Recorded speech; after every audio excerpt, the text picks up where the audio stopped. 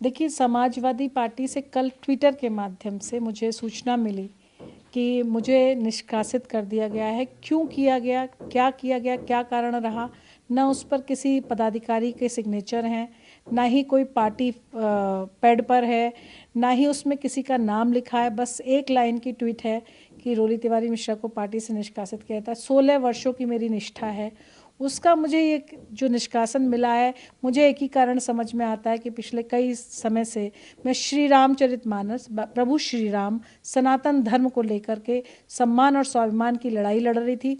और मैंने घोषणा की थी कि मैं श्री रामचरितमानस सम्मान यात्रा निकालूंगी स्वामी प्रसाद मौर्य जी के विरोध में, जो कि उन्होंने श्री रामचरितमानस को जलाया है। तो अभी आप कहीं अपील भी करेंगे इस जो आपका निष्कासन का, या किसी से इस तरह की बात करेंगे पार्टी के? देखिए, पार्टी पटल पर हमारे यहाँ बहुत सारे लोग नहीं हैं, आदरणीय अखिलेश यादव जी ही हैं जो निर्णय लेते हैं, तो संभवतः उनसे पूछकर ही ये इतना बड़ा निर्णय लिया गया होगा। तो जहाँ मेरा कातिल ही मेरा मुंसिफ है, क्या मेरे हक में फैसला देगा? मैं तो यही शेर कहूँगी कि वही कातिल हैं, वही मुंसिफ हैं, तो अब मैं उनसे क्या अपील करूँगी? आपने प्रयास किया है उनसे बातचीत करने का?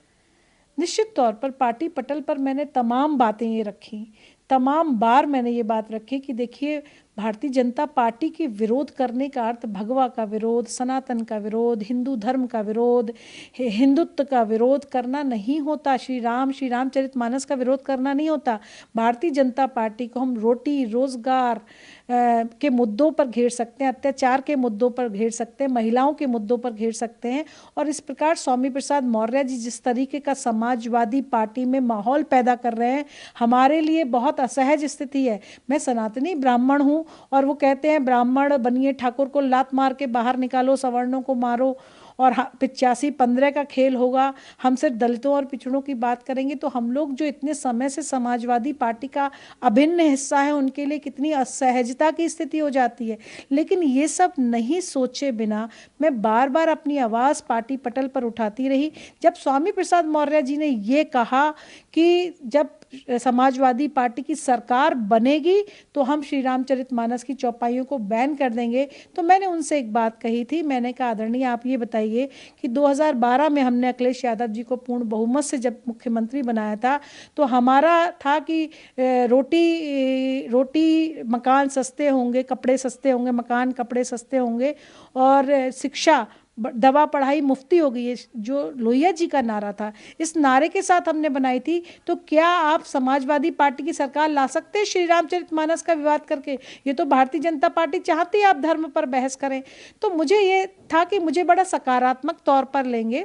आदरणीय श्री राम गोपाल यादव जी का कल शाम को बयान आया था कि हमारी पार्टी तो भगवान शंकर की बारात है, लोकतंत्र है, सभी लोग अपनी बात रखते हैं, सभी लोग अपनी बात रख रहे हैं। तो मैं बड़ा प्रसन्न भाव से मैंने सोचा कि देखो, मैं सनातन की बात करती हूँ, मैं सवर्णों का प्रतिनिधित्व करती हूँ, तो मेरी बात भी सुनी जा रही है पार्टी में। लेकिन ये तो बड़ा अप्रत्याशित हो गया कि अचानक से, और वो भी ट्विटर के माध्यम से। आप किसी संस्था में काम करते हैं, चलिए मैंने पार्टी को परिवार माना, पार्टी ने मुझे परिवार नहीं माना, तो पार्टी का एक संविधान होता है। हम लोकतंत्र की बात करते हैं। लोकतंत्र कैसे बचाएगी पार्टी जब आंतरिक लोकतंत्र ही जिंदा नहीं रहेगा? वो कैसे?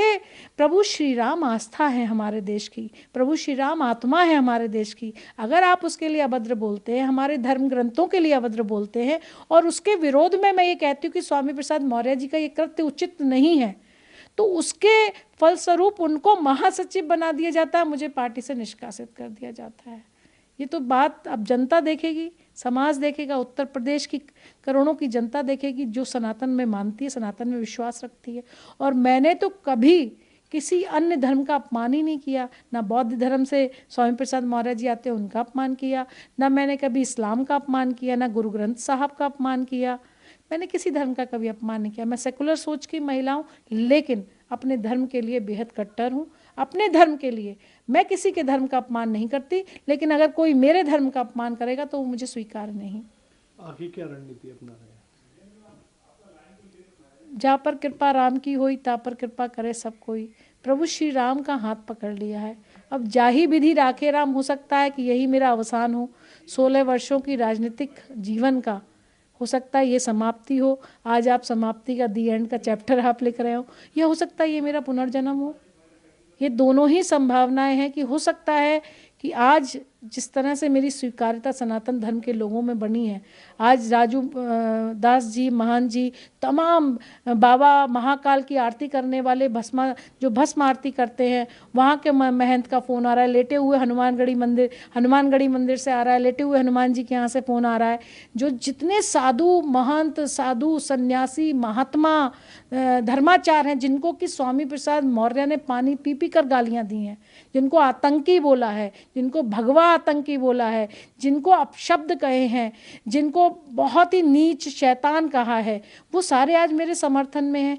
तमाम सनातनी लोग मेरे समर्थन में हैं। एक समाजवादी ज़रूर मुझसे छूटी है, समाजवादी पार्टी के आधे लोग भी मेरे समर्थन में हैं। वो ये बात अलग है कि टिकट के लिए राजनीतिक अभिलाषाओं, महत्वाकांक्षाओं की खातिर वो बोल नहीं रहे हैं, लेकिन मेरी राजनीतिक महत्वाकांक्षा इतनी बड़ी नहीं है कि मेरी धार्मिक आस्थाओं पर वो कुठारा घात करे और मैं सहन कर जाऊं। ऐसी राजनीति, ऐसे निष्कासन, मैंने आदरणीय अखिलेश यादव जी को हाथ जोड़ के कह दिया है कि ऐसे हजारों निष्कासन सनातन धर्म के लिए, प्रभु श्री राम के लिए, श्री रामचरितमानस के लिए, अपने धर्म के सम्मान और स्वाभिमान के लिए मैं लेने को तैयार हूँ। दूसरी बात मैं हमेशा यही कहूँगी कि समाजवादी पार्टी के लिए इस तरह की विचारधारा घातक सिद्ध होगी।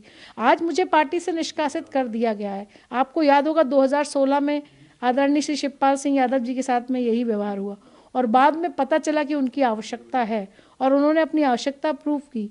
तो मेरी पार्टी को मेरी आवश्यकता है, मैं जानती हूँ, क्योंकि उन्होंने सदैव, जब एक सनातनी ब्राह्मण का चेहरा था, जब भी उनको लगता था कि ब्राह्मण के मामले में, सनातन के मामले में लैग कर रहे हैं, तो रोली तिवारी मिश्रा को मुखपृष्ठ बना करके उन्होंने आगे कर दिया।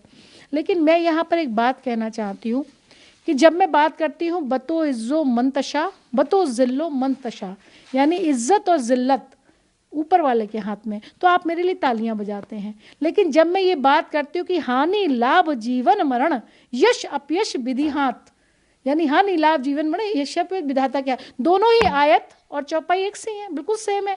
तब आप कहते हैं अरे आप श्री रामचरितमानस की बात क्यों कर रही हैं, इस पार्टी में आप श्री रामचरितमानस की बात क्यों कर रही है।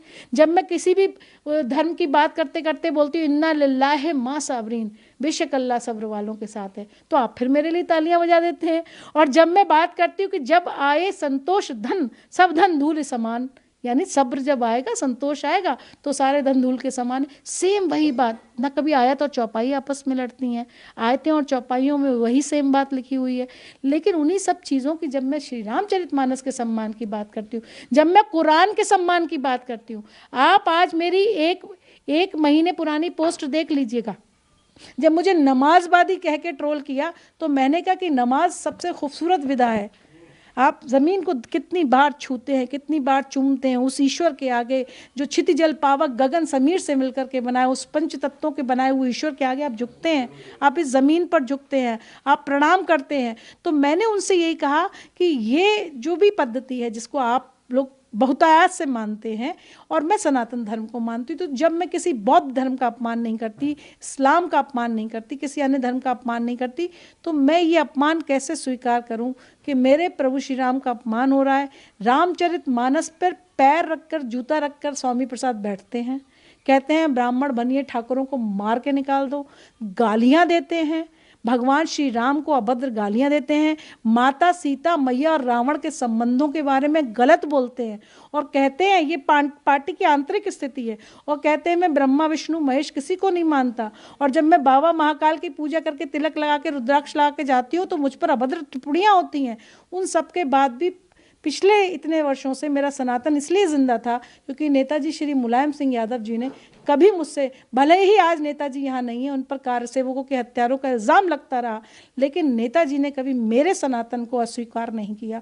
ये पहली बार ऐसा हो रहा है कि पार्टी ने मेरे सनातन को अस्वीकार किया, मेरे हिंदुत्व को, एक महिला को, एक ब्राह्मण महिला, सनातनी महिला जो मुखर भाव से समाजवादी पार्टी का मुख पृष्ठ थी, जो अपनी बात रखती थी, आज उसका निष्कासन करना, मुझे लगता है कि जब नाज मनुष्य पर छाता है, नाश मनुष्य पर छाता है, पहले विवेक मर जाता है। नमस्कार, मैं हूं मानक गुप्ता।